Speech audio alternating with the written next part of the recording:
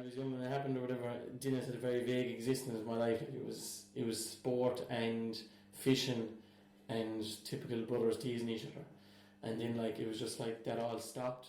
First time I went fishing with Dennis, I went down to Glenstall, Abbey, the lakes. And it's funny like how life has gone on, and probably 15 years later that's where I'm working now, like, you know. And actually, and we went on a walk there one time during a bad storm, and we passed out the very spot I remembered. It was where kind of the lake at the end flows off into a gully, and that's exactly where we walked in and sat down at the lake fishing, like 15 years after. And he flung me into the ditch at one stage because the warden used to drive around there with a fishing licence, looking for fishing licences. So Dennis was like, "Jesus, how you jump in, like, you know?" And I was like, "What?" He was like, "Shut up," and fucked me into the ditch, like.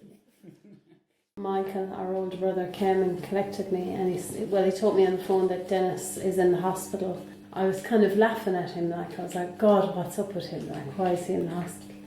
And then I remember Michael collected me, and he came down, and then I got into the car, and he said, "Dennis is after beaten up." He got very upset, and he says it's not looking good, but I didn't take him seriously, and. I said, "I'm sure everything will be fine, we'll get to the hospital." And then when I got to the hospital, and Mum was there, and I remember her being in the hall, and she came up and hugged me, and she was after coming down at 4 o'clock in the morning with Joe and Kitty.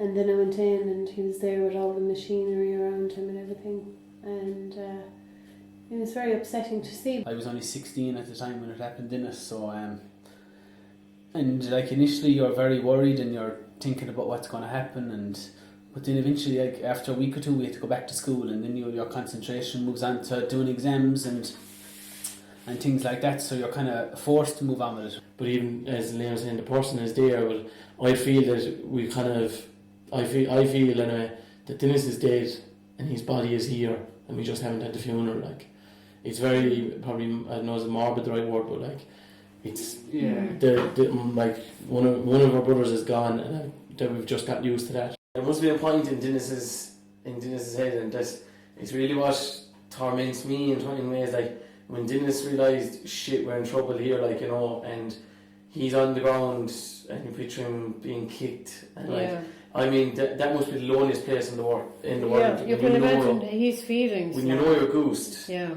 it's something that I never thought would happen to any of my children. I just couldn't believe it when I got the call at 2 o'clock in the morning from the local Garda.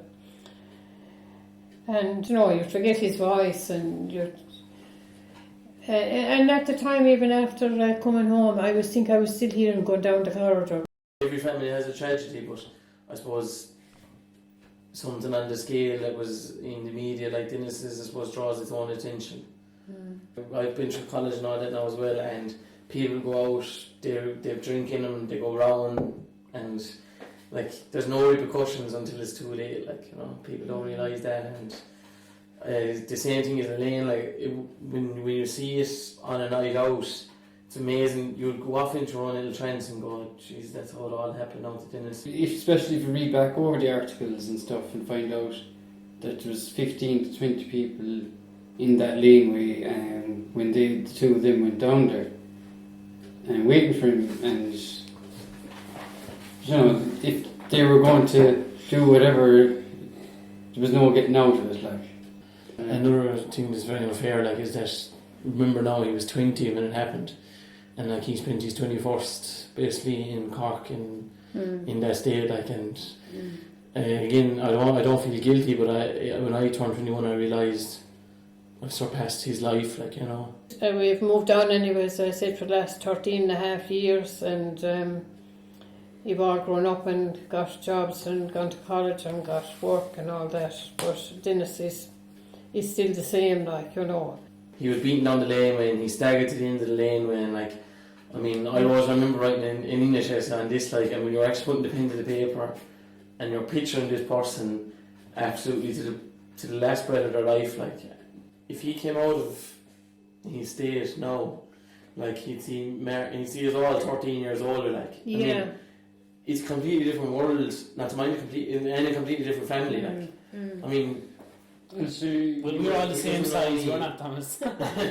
He wouldn't dwell on all the sad stuff, but like That's it, like yeah. we know him as a person. So I think it's important for people listening too that he was a person. He's not just a fella who went out and got beat up. Like it's like he lived for one night. Is the way we are talking.